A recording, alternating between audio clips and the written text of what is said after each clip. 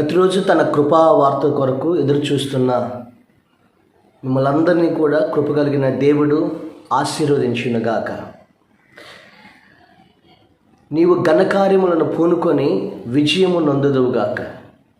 సమూయేలు రాసిన మొదటి గ్రంథము 26:25 నీవు ఘనకార్యములను పూనుకొని విజయము నొందుదువుగాక అని దావీదుని దీవిస్తాడు సౌలు. దేవుడు దావీదు ఆ విధంగానే దేవుని కొరకు ఘనకార్యములు పూనుకుని ఆయన అత్యధికమైన విజయాన్ని సాధిస్తాడు ఆ యొక్క భక్తుడు. నువ్వు కూడా ఘనకార్యాలు సాధించబోతున్నావు. దేవుని కొరకు నువ్వు ఘనమైన కార్యాలు పూనుకొని ఆ తర్వాత దేవునికి అత్యధికమైనటువంటి విజయాల్ని నీ ఖాతాలో వేయబోతున్నాడు. 1902 చైనాలో జన్మించినటువంటి ఎరిక్ లిడిల్ అనే యవనస్తుడికి ఆటలంటే చాలా ఇష్టం. ఆయన పరుగు పందెంలో పాలుపొమ్ములు పొందేవాడు. 100 మీటర్లు 200 మీటర్లు పరిగెత్తేవాడు. కానీ ప్యారిస్లో 1924 ఒలింపిక్ క్రీడలో పాలుపొమ్ములు పొందాడు. ఆయనకి ఆ రోజు ఆదివారం వచ్చింది. దేశమంతా కూడా ఎదురు చూస్తున్నారు గోల్డ్ మెడల్ తీసుకొస్తాడని. అయితే ఎరిక్ లిడిల్ మాత్రం నేను ఈ పోటీలో పాల్గొనలేను అన్నాడు. ఎందుకు అనంటే ఈరోజు ఆదివారం, నేను బంగారపు కిరీటాన్ని సంపాదించేదానికంటే ఆ రాజుకి సంపాదించి ఆ దేశానికి ఇచ్చేదానికంటే ఈరోజు ఆదివారం నేను దేవుని సన్నిధిని నేను ఆచరించడం, మందిరానికి వెళ్ళటం నాకు ఇష్టం అని అన్నాడు. అందుకని నీ ఆట ఆడలేను, నేను ఆదివారం దేవుడి మందిరానికి వెళ్ళాలి అని ఎరిక్ లిడిల్ అన్నాడు. అందరూ కూడా ఇది మంచి అవకాశం, దేశమంతా ఎదురు చూస్తుంది, ఇక ఈ ఆదివారం కాకపోతే మరో ఆదివారం నువ్వు వెళ్ళొచ్చు, ఆదివారం ఉంటుంది, కానీ ఈ ఒలింపిక్స్ ఈ అవకాశం మరొక రోజు నీకు ఉండదు అని అన్నారు. అయితే ఎరిక్ లిడిల్ మాత్రం నేను ఈ పరుగు పరిగెత్తలేనండి అని అన్నప్పుడు అందరూ కూడా ఇతన్ని దేశద్రోహిగా చిత్రీకరించారు, వార్తాపత్రికలో ప్రచురణ చేశారు. అయినప్పటికీ కూడా ఆయన దేవుని మందిరానికి దేవునికి ప్రాధాన్యత ఇచ్చారు. ఆ తర్వాత ఆయనకు ఒక అవకాశం వచ్చింది. 400 మీటర్లు పరిగెత్తే అవకాశం ఉంది.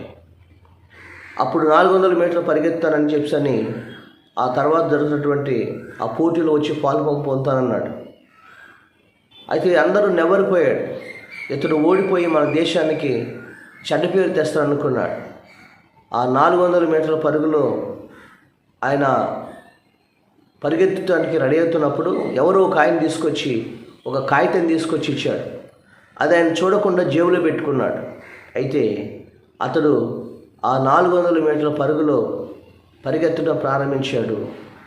ఆయన పరిగెత్తుతున్నప్పుడు ప్రత్యర్థిలో ఉన్నటువంటి వారు అన్నారు, ఇతడు పరిగెత్తలేడు, 200 మీటర్లు 100 మీటర్ల వరకే పరిగెత్తాడు, ఆ తర్వాత ఆయన పని అయిపోద్ది అన్నాడు. కానీ ఎరిక్ లిడిల్ మాత్రం 400 మీటర్ల పరుగు మొదటగా ముగించుకొని ప్రత్యర్థుల మీద విజయాన్ని సాధించి ఆ దేశానికి బంగారు పథకాన్ని తీసుకుని వచ్చాడు ఎరిక్ లిడిల్. దేవునికి స్తోత్రం. ఆయన దేవుని కొరకు ఆయన విశ్వాసాన్ని బట్టి ఆ దేశ ప్రజలందరూ కూడా దేవుణ్ణి గణపరిచాడు. అప్పుడు అడిగారు, నువ్వు 100 మీటర్లు 200 మీటర్లు పరిగెత్తగలవు కదా, ఈ 400 మీటర్లు ఎలా నువ్వు పరిగెత్తగలవాడంటే 200 మీటర్ల వరకు నా శక్తితో పరిగెత్తాను, మిగతా 200 మీటర్లు నా దేవుని సహాయంతో పరిగెత్తాను అన్నాడు. ఆ తర్వాత ఎవరో జేబులో పెట్టిన స్లిప్ తీసుకుని పెట్టాడు కదా, స్లిప్ చూశాడు. ఏముందంటే నన్ను గణపరిచే వారిని నేను గణపరుస్తాను అని స్లిప్ రాయబడింది. దేవుని స్తోత్రం. ఆదివారం దేవుని మందిరానికి ఆయన ప్రాధాన్యత ఇచ్చి ఆయన దేవుని గణపరిచాడు. ఆయన ఒలింపిక్స్లో 200 మీటర్ల వరకే పరిగెత్తగల కెపాసిటీ కలిగిన వ్యక్తి 400 మీటర్లు పరిగెత్తి ఆ దేశానికి ఘనమైనటువంటి పేరు తెచ్చాడు. బంగారపు పథకాన్ని సాధించాడు. ఆ దేశ ప్రజలందరి యొక్క మన్ననలను పొందుకున్నాడు ఈ ఎరిక్ లిడిల్. దేవుని స్తోత్రం. ఈరోజు నువ్వు కూడా దేవుని కొరకు ఘనమైనటువంటి కార్యాలు పూనుకో, నువ్వు గొప్ప విజయాన్ని సాధిస్తావు. ఈరోజు దేవుని సన్నిధిలో ప్రార్థన చేస్తూ, దేవుని మందిరానికి క్రమంగా వెళుతూ, దేవుడి సన్నిధిలో నీవు విశ్వాసంతో బ్రతికినట్లయితే నీ చదువులో, నీ జీవితంలో, నీ ఉద్యోగంలో, నీ కుటుంబంలో నువ్వు ఘనమైన విజయాన్ని సాధిస్తావు. ఈరోజు జీవము కలిగిన దేవుడు అదే. ఇక దావీదు విషయంలో కూడా అదే చెప్తున్నాడు. చిన్న వయసులోనే దావీదు ఘనమైనటువంటి విజయాలు సాధించాడు. బాలుడైనటువంటి దావీదు దేశం అంతటిని గడగడలాడిస్తున్న గొల్లియాతు మీదకి యుద్ధానికి వెళ్ళడానికి రెడీ అయిపోయాడు. అందరూ అన్నారు, నువ్వు చిన్నపిల్ల బాలుడివి, ఆ గొల్లియాతు యుద్ధంలో ఆరితేరిన వాడితో నీ యుద్ధం చేయటం ఏంటి అని అన్నారు. తర్వాత సౌలు అన్నాడు, రాజ్యానికి రాజైన సౌలు అన్నాడు, నువ్వు చిన్నవాడివి, అతడు యుద్ధంలో ఆరితేరినవాడు, ఫిలిష్తీయుడు, అతడు చూస్తే ఆజానుబాహుడు, 9 అడుగుల ఎత్తులో ఉన్నాడు, నువ్వు 3 అడుగులో ఉన్నావు అంటే ఆ దావీదు అన్నాడు, ఈ యుద్ధము యెహోవాదే, ఆయనే చూసుకుంటానన్నాడు. ఈ దావీదు ఘనమైనటువంటి ఈ కార్యములు పూనుకున్నాడు. ఘనమైన విజయాన్ని సాధించి గొల్లియాతు తల నరికి ఆ రాజ్యానికి, ఆ దేశ ప్రజలందరి ఎదుట ఆయన ఘనపరచబడ్డాడు. ఆ దేశ ప్రజల యొక్క భయాన్ని పోగొట్టి గొల్లియాతు మీద అద్భుత విజయాన్ని సాధించాడు దావీదు. ఆ తర్వాత దేవుడు గొప్ప రాజుగా దీవించాడు. ఈరోజు నీ జీవితంలో కూడా దేవుని మీద విశ్వాసం ఉంచు. దేవుని కొరకు నువ్వు ఘనమైన కార్యాలు పూనుకో, అన్ని విషయాల్లో విజయాన్ని సాధిస్తావు. నీ చదువు విషయంలో, ఉద్యోగం విషయంలో, వివాహం విషయంలో, నీ దేని విషయంలో అయినా సరే ఈరోజు నీ జీవితంలో గొప్ప విజయాన్ని నువ్వు పొందుకొందువుగాక.